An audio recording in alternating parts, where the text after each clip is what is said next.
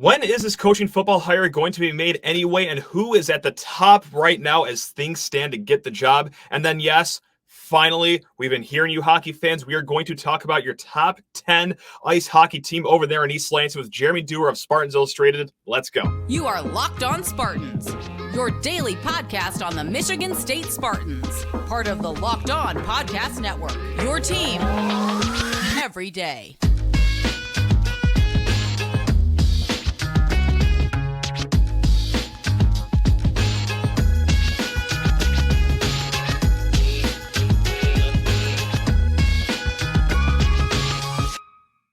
Today's episode is brought to you by Prize Picks. Go to prizepicks.com/lockedoncollege and use code LOCKEDONCollege for a first deposit match up to $100. It's daily fantasy sports made easy with Prize Picks. Spartan friends, Spartan family, Locked On Spartans listeners, thank you so much for spending some of your day with us here at Locked On Spartans.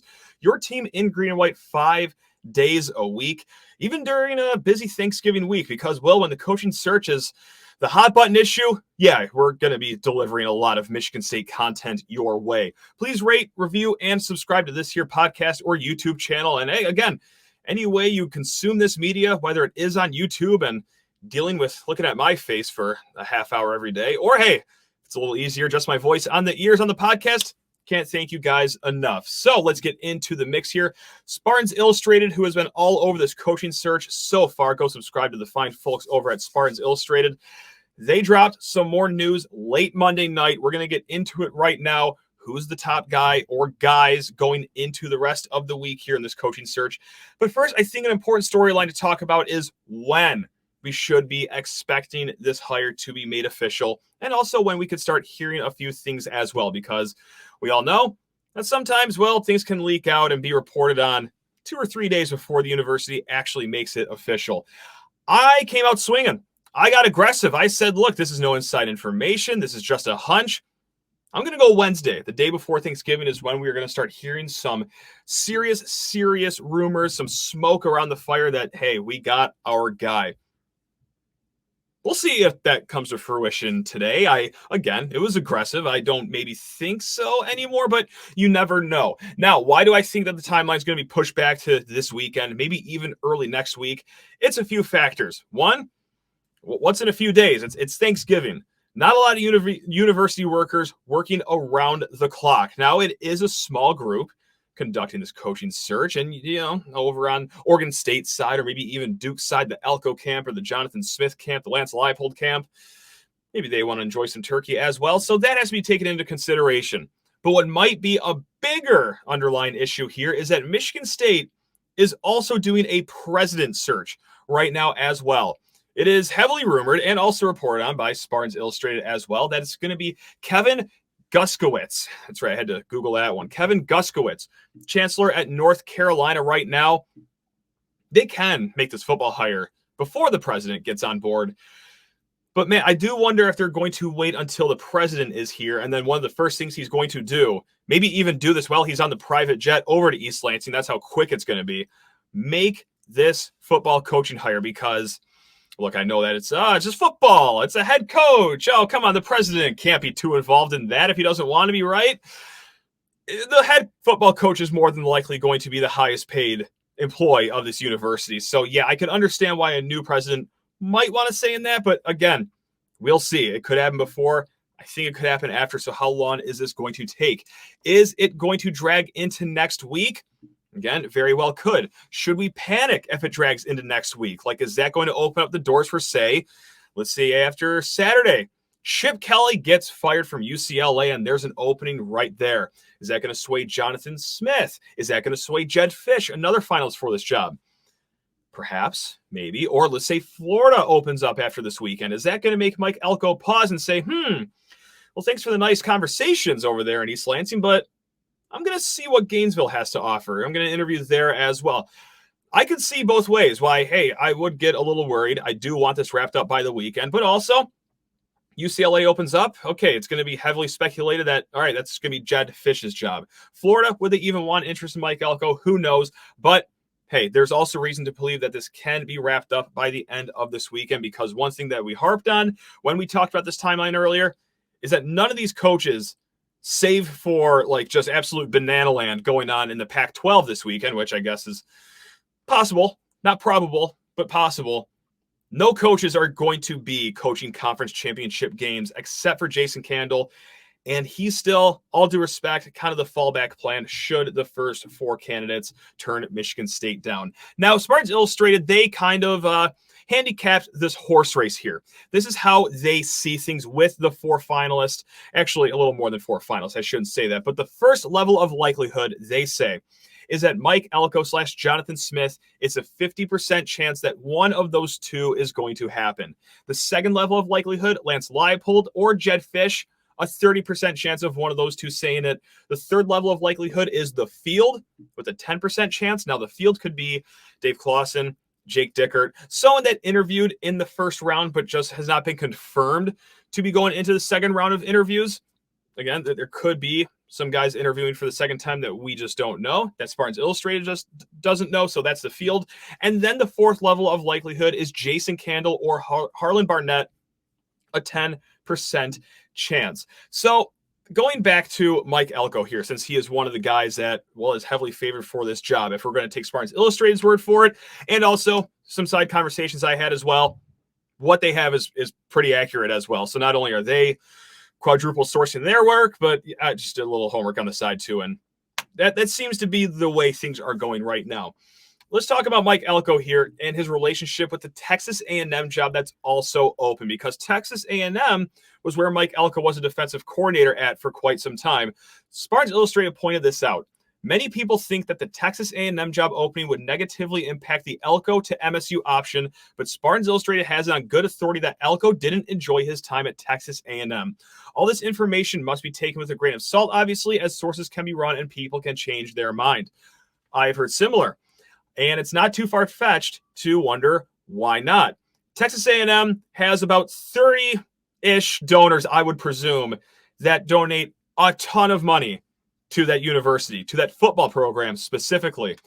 Texas had this issue for a while too. Plenty of SEC teams had this issue for a while too before NIL even became a thing. But now that it's legal, you're going to start to see more of this if you already haven't across the country, where a lot of people that donate a ton of money to the school, they think that they're the athletic director. All right, when Mike Elko is at Texas A&M and he's hearing from donors about, hey, why aren't you playing this kid? We spent X amount to get this kid to Texas A&M and you aren't even playing him. What are you doing? You get a lot of money at Texas A&M. You got a lot of good resources. You also get a lot of annoying people in your ear and a lot of politics down there. And yes, look, Michigan State is no stranger to having a good pool of resources, a good NIL around it. But it's a different beast down at A&M, and I think that he may have gotten a headache or two when he was down there. So between the two guys of Elko and Smith, Spartans Illustrated gives a slight lead to Elko. If they had to pick, they said it's more speculation than anything, but that is how they see it right now. One thing I just want to reiterate one more time, though, in all of this, is that this whole search, the first two rounds of interviews, these guys coming back for a second round, showing interest in the job. A lot of us state fans knew that this was a desirable job, but this all reiterates just, Michigan State is a legitimate program. And I think, again, us state fans knew this. There may have been some that were a little worried going into this process when you hear the national media say, I think Chris Creighton would be good for the job, or, Jim McElwain, or Pat Shermer, or Tony Anise, or, Hope College's special teams coordinator. Like, you're hearing all these names from, whether it be Detroit media or national media. It's like, whoa, that's who we're stooping to. But look, if you look at the four finalists here, given the market this offseason, these are some of the best, if not the best candidates that you can have on paper. I know it's not Urban Meyer. Urban Meyer not even come back for any program. All right, and I get that A&M might reach out to Lane Kiffin. Lane Kiffin, I don't think is ever going to leave the SEC. And I know that Dan Lanning's name was attached to Texas A&M as well. I don't think he's going to leave personally. And even if he wanted to leave, let's say Michigan State gets in. Right now they're targeting about a $6 to $7 million contract per year. Let's say they offer Dan Lanning $9 million a year. Got really aggressive. I think Oregon was going to match that anyway. And right now, you have two guys, at least at the top of the list, Jonathan Smith, one guy who's debating leaving his alma mater, a program that he built to a top 15 team, he's going to leave him for Michigan State. That means that MSU is a pretty desirable job. Or Mike Elko down at Duke. Rumor has it that, hey, money-wise, it's doing pretty good. They're competing with other contract offers that Mike Elko would have fished or is currently fishing this offseason at about $6-ish million per year. But what does MSU have? Better resources, better assistant pool, top 15 revenue, top 20 attendance. This is a desirable job. I know the haters are sick about it, but hey, I just want to make sure that everyone knows this. After a few weeks of hearing these ridiculous candidates for Michigan State's job, that yeah, if these guys are still gunning for a Michigan State job, this is the best list that you can have. And they are also returning the favor by continuing these conversations. So again, we'll see when this wraps up. Hopefully sooner than later. I'm a very impatient person, especially after you sit on a coaching search for 8 weeks. I'm sure you guys are sick of this too, but hey, stay tuned. Again, if any big news drops, you know where to find us, Locked On Spartans. Folks, we're going to be getting to the ice rink here in a little bit, but first you need to talk your ear off about Prize Picks, the leader in daily fantasy sports. And look, as if Prize Picks wasn't fun enough to play, as if it wasn't easy enough to play where you just pick some players, look at their projected stats, and guess over or under, and you're not even playing against anyone. You're just playing against yourselves and your own picks. As if all that wasn't easy and fun enough, they want to add a little excitement to you as well, and comfort, really, because Prize Picks even offers a reboot policy so that your entries stay in play even if one of your players gets injured. That's right, you heard me right. For football and basketball games, if you have a player who exits the game in the first half and does not return in the second, that player is rebooted. Prize Picks is the only daily fantasy sports platform with an injury insurance policy. God, how many times can you see that? Quite literally not often, because they're the only one that does it. They also want to get you winning early on. Go to prizepicks.com/lockedoncollege and enter promo code LOCKEDONCollege for a first deposit match up to $100. Again, go to prizepicks.com/lockedoncollege and use code LOCKEDONCollege for a first deposit match up to $100. It's Prize Picks, daily fantasy sports made easy. Also need to talk your ear off about HomeFieldApparel.com. If you're watching on YouTube, I'm rocking my HomeField lawn sleeve t-shirt. If you're listening to the podcast, let me try to paint you a picture of what HomeField Apparel is all about. Yes, they have the great vintage logos, not just for Michigan State, but for schools across the country.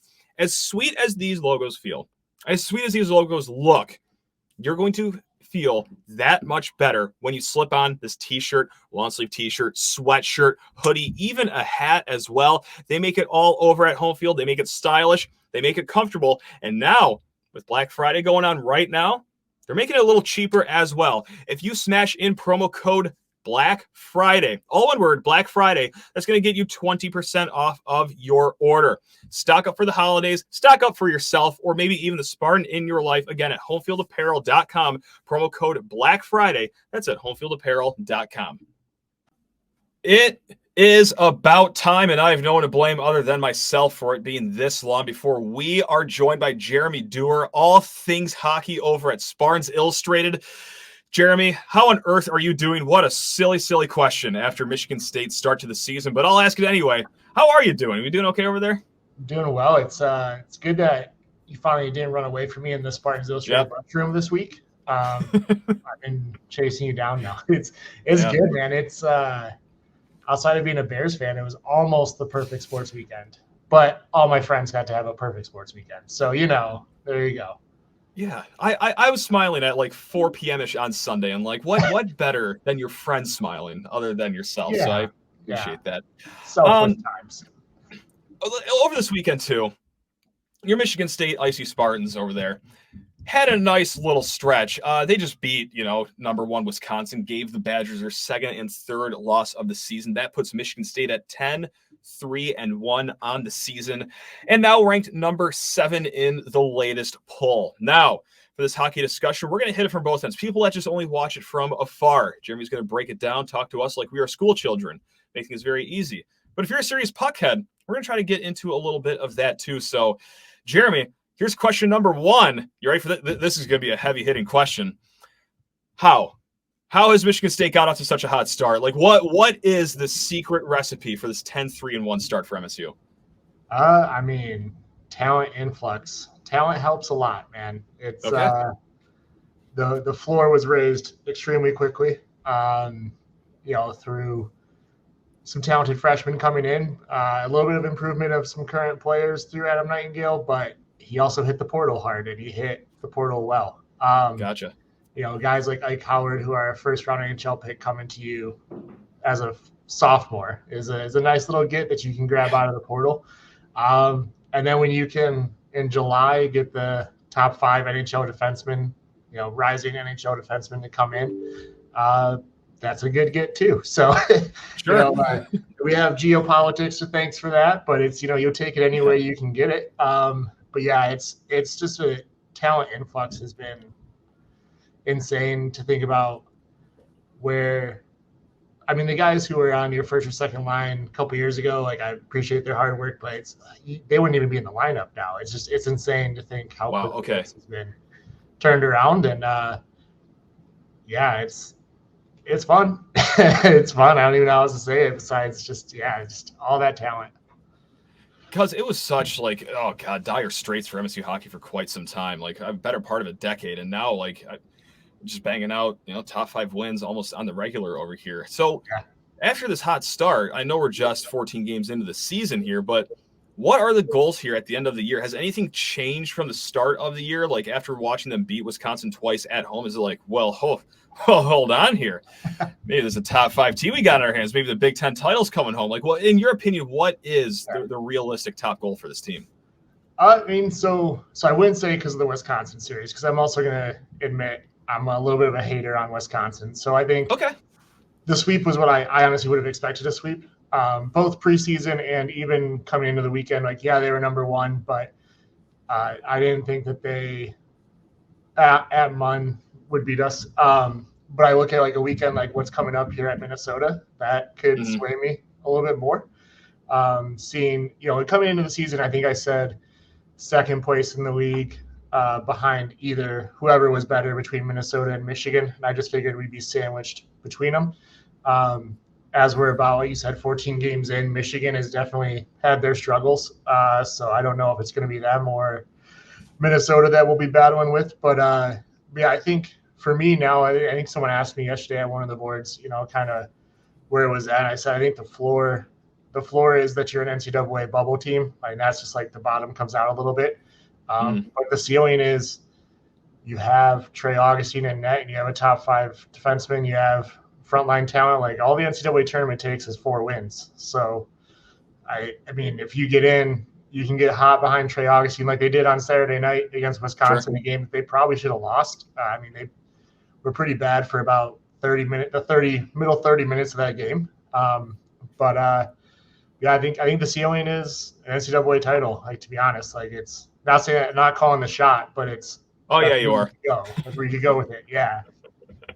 No, I'm going to edit all this in post-production to make it sound like that Perfect. you are guaranteeing a national title. So thank you for that. Thanks for that soundbite. Appreciate that. No, so you've already named some of the top names like Augustine, Howard. Is there anyone that is not a first-round NHL talent or that isn't supposed to be wearing an NHL sweater here in a few years that you're really impressed by, like someone that has developed over the years or an unsung hero so far this season? I think Gavin O'Connell is probably one that stands out. He's had, granted, I think, he's had, 8 or 9 goals, but he stacked them up in about 3 games because he went off there for a little bit. But Gavin was a guy who was, committed elsewhere last season and just no announcement, no nothing, just all of a sudden flipped to MSU on the version of signing day that we have for hockey. So there wasn't a lot of time to build up maybe a lot of anticipation about Gav. I think it was just one of those things oh, hey, he flipped his commitment. He was going to Duluth before. That's a pretty good spot. Maybe he's a pretty good player, but he's come in and had much more of an impact than I think anyone really thought he would early on. And it's just the goal scoring has been pretty widespread. I will say coming out of this last weekend, and maybe doesn't always show up on the goal sheet, the 4th line has been amazing. Tanner Kelly, Tony Manisto, and Tiernan Shouty, they bother the hell out of whoever's on the ice. they draw a lot of penalties. They take a few themselves. But that's the thing that's the biggest difference too, is when you can roll your 4th line and it doesn't matter what they throw over the boards. If you're able to keep up with them, then when you throw your first line against their fourth, you're going to win. So it's been up and down the lineup. Really, no one making mistakes, or at least bad enough mistakes to get sat, because there's a lot of competition that's sitting in the stands every night. So you got to hold on to your spot. So. Yeah. No doubt. And we're going to get into like what stat is impressing you the most, or just what on the ice is impressing you the most. We're going to get a little into the recruiting world as well. But first, Jeremy, I hate to do this to you. I got to send you to the penalty box. That's right, not the bench. We're using a hockey term today. I've got to send you to the penalty box because I got to talk to people's ears off about LinkedIn jobs. These days, every new potential hire can feel like a high-stakes wager for your small business. You want to be 100% certain that you have access to the best qualified candidates available. And that's why you got to go check out LinkedIn Jobs. LinkedIn Jobs helps you find the right people for your team faster and for free.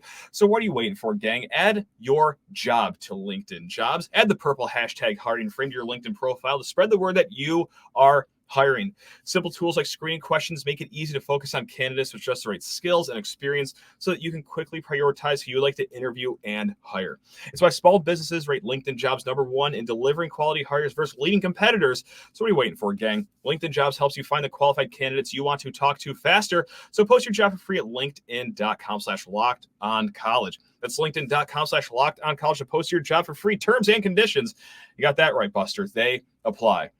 And let's get Jeremy Dewar of Spartans Illustrated back into the mix here. And Jeremy, look, I love watching hockey. It's fun. It's great. I cannot break it down as good as you can. I want to get ahead of that right now. I'm not going to claim to be some puckhead over here. And I was also doing additional homework, looking at the stats, where MSU stacks up in the Big Ten individually as a team, this, and that. And heavens to Betsy, they're like almost top 3 in every category, especially individually. There's at least one Spartan in like shorthand goals, points, assists, and that. What has impressed you, whether it's in the stat sheet or not? What has like impressed you the most so far this season? Man, I think special teams was something that was impressive last year. So I don't think I think they've maintained what I thought they could do on the power play and penalty kill. I think for me, some of the scoring they're getting from their defensemen has been a big jump up. And overall, I remember, I can't remember what the year was. Last year, they got over the 100 goal mark for the first time in something like 10 years or something like that. And they're going to blow past that this year. Okay. It's not even going to be close. They're averaging over, I want to say it's 4 something goals a game right now. So wow. That's just such a huge jump compared to where it was. And on average, college hockey tends to be a little bit lower scoring than an NHL game. It's kind of different. I feel like college football is all wide open and more scoring than the NFL. College hockey, you tend to get really hot goalies who are 23 and they just you just ride your goalie, and it's lower scoring. A lot of these teams just play really defensive systems. They don't have the high end talent to go up and down the ice. So having the goals that MSU has right now is just. I didn't see that coming. I thought they'd be more talented, but still needing to win a lot of 3-2 games, 2-1 games, things like that. And right now, if Augustine keeps it under 4, you have a shot to win any night. So, to borrow an adage from Tom Izzo, we don't want this team to get too fat and sassy. I know the whole hockey team, they don't miss an episode of Locked On Spartans. So while we're over here blowing sunshine up their butt, let's knock them down a peg or two. What is there anything still missing from this team glaring that you're well, we're getting away with it so far, 14 games in, but if we hit the road to Minnesota, this could be our Achilles heel. Is there anything like that, or is the season just going so well that the answer is not really? I mean, that could be an answer too. I think there's 2 things. I think one thing is getting on that special teams. They are one of the most penalized teams in the country. Little inflated. That series at Boston College, you'll learn in college hockey, every conference has refs that call it completely different. Hockey tends to be very, very tight, a lot of penalties against. So coming out of that weekend, they've gotten it back under control a little bit, but still, way too many penalties a night that you don't need to take. Putting your team on shorthanded opportunities. Now, like you said, they've turned that into some shorthanded goals. They're still able to turn it into a goal opportunity for them, but it's just something that when you're going to play a team like Minnesota, especially on their rink, even though it's a little bit smaller than it used to be, you still don't need to give them all that time and space. So if you can avoid the box, that's one. And other than that, I think the defensemen are just really young, and there's just been a lot of some sloppy turnovers. It was really bad the weekend at Air Force, especially the night they lost at Air Force. There's like 2 or 3 just awful giveaways that you just can't have, and they've had a few of those happen since. But again, I think it's just something, you got young guys and they play such a fast style that like sometimes you go too fast, you're gonna break it, and so it happens. But you play a team like Minnesota or Michigan, and you really need to avoid that. So those are the couple things they need to clean up as they get into maybe the heavier parts of the league. I'm glad you brought up the Minnesota ice, because that was one of my favorite quirks in college hockey, is that they played on a sheet of ice that you could land a 747 on, like the Olympic style ice. Like, I know it was probably a pain in the butt for any opposing team like Michigan State, but a nice little quirk of college hockey there. It is. And just so you know, like I said, it's getting smaller. Wisconsin actually just got theirs too.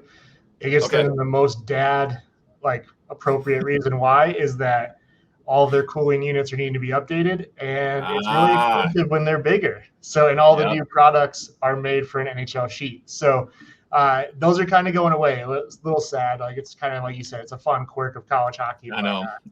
Yeah, they're shrinking down a little bit for cost. End of an era. This country's gotten soft, Jeremy. So when it comes to this road trip at Minnesota, who, by the way, Minnesota ranked number 8 in the latest hockey poll, what is the expectation? Is it just get a point? Is it 2 wins? But like, what are we looking at here for Michigan State fans as they hit the road to a traditional powerhouse like Minnesota? I mean, one is I think my first appearance last year was right before Minnesota. We were all feeling good, and then we got split. Yeah. So the one is let's get a win. Let's get on the board. No, I think a split is what you go in hoping for. Okay. Like the way I would look at every Big Ten series, really outside of, I would say outside of maybe Ohio State, because I think they're probably the lowest in the league. But outside of Ohio State, I think every Big Ten team you look at, you say you want to hopefully sweep at home and split on the road. And if you can do that, you should feel pretty good about, the end of the year where you sit, both nationally and in the league. So I think for the team like this week, it's just go get a split, at least get that. Love to get the one on Friday night, so you go into Sunday looking for the sweep. But it's just, I don't think they've played anyone like this outside of Boston College, and they struggled at Boston College. I mean, they played probably about a game's worth of good nights out in Boston College, like 3 periods out of the 6. So they've got to put a whole game together and really bring it this weekend. But here's a silly little question that has nothing to do with the players, the coach, or really not anything. It has to do with the fans. How buzzing is Munn this season lately? Like, is there a energy that you could feel is different than the last 10 years leading up to it? Is it the place to be this winter so far? Yeah, I mean, so I think I've been to Munn twice this season. Okay. So I haven't been in as much as often as I wanted to. But yeah, man, especially like I even went to the out of conference games, which usually it's such a weird time, I feel like, around here. Like, it was also already the football season was falling apart. So I think people just needed something at that point. Sure. But at the same time, like, there's definitely, like, you watch the team account, and it seems like every Tuesday they're putting out like, hey, all we have left is standing room only. All we have left is standing room only. And like, that's usually something you maybe see in a February or March as we're getting towards the end of the hockey season, and football's been done and basketball is just about to get ready for March Madness. Like, you start to see that, but to see that for hockey games in like October is a totally different animal for everything going on here. So, and just on campus, even like just working with students around campus, like I see a lot more hockey shirts. I see a lot more, some who like know me, recognize me, say like, "Hey, I got my student season tickets," and like it seems like there's much less of a drop off between like Izzone is up here and then going to hockey games is down here. It's getting back to where you want tickets to both, so you can do both, So nature's healing. Look at that. And I can't let you go into the rest of your Thanksgiving week here without asking you about recruiting. Where are we at in the cycle? Is there any big news, or is just the biggest news that they were able to secure the latest class with that signing day that just happened not too long ago? Yeah, so I mean, hockey signing day is a little bit different. You can play junior hockey until you're 21. So a lot of guys are still at this point in the year. The guys who are signing for next season have basically been told, "Hey, you're good. you're coming to play college hockey. I think they're still going to probably sign 2 to 3 more guys out of their commits, but it's going to be basically a little bit of a competition between that group. Like, hey, if you want to make it, like we maybe are only taking one more defenseman. There's 2 of you. You guys got to play it out. Whoever we're feeling stronger about gets to come in. The other one back to junior for another year. Gotcha. And that's before you even get into the portal and figure out what's going to the roster management's going to be a little interesting to figure out. But I mean, the main thing for MSU is that they did sign the 3 players off the NTDP that they had committed. They are Austin Baker, Lucas Van Vliet, and Shane Van Sahe, who just committed back in, I think, July or August.